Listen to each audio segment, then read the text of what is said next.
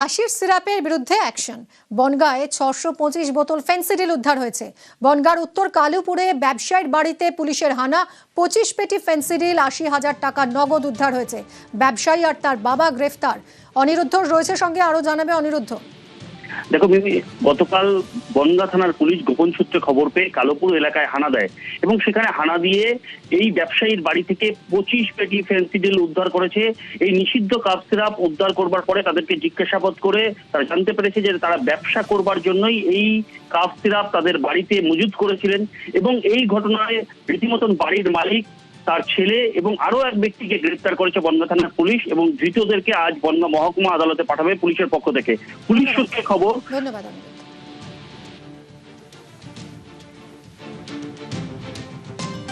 নদিয়ার নবদ্বীপে ভেজাল দুধ তৈরির অভিযোগ। মহীশূরের ঘোষপাড়ায় কারখানায় ভেজাল দুধের কারখানায় রাসায়নিক পাউডার, ওষুধ উদ্ধার হয়েছে। কারখানা বন্ধ করে দিল নবদ্বীপ থানার পুলিশ। একজনকে আটক করে জিজ্ঞাসাবাদ। রঞ্জিত আমাদের প্রতিনিধি রয়েছেন। রঞ্জিত, কতদিন ধরে এই অভিযোগ উঠছিল, এভাবে ভেজাল দুধ তৈরি হচ্ছিল বলে অভিযোগ, কিভাবেই বা ধরা পড়লো? দীর্ঘদিন ধরে মহেশ্বর এলাকা একটি বাড়িতে একটি কারখানা তৈরি করা হয়েছিল।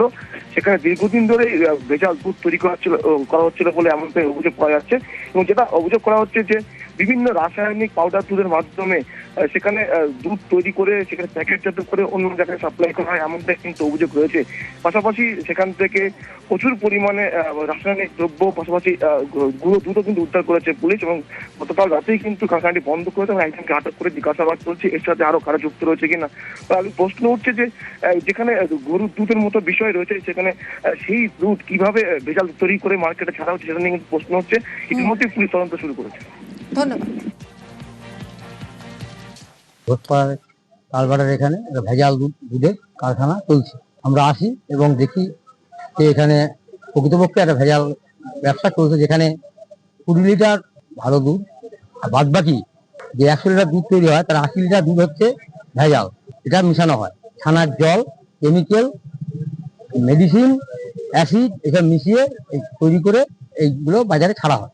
বিভিন্ন কেমিক্যাল পড়ে রয়েছে, মেডিসিন পড়ে রয়েছে, পাউডার পড়ে রয়েছে এবং মিক্সিং হওয়া অবস্থাতেও আছে। লিকুইড দুধ হিসাবে প্যাকেট হয়ে বিক্রি হয়, কন্টেনার করে। এই যে 3খানা কন্টেনার দাঁড়িয়ে আছে।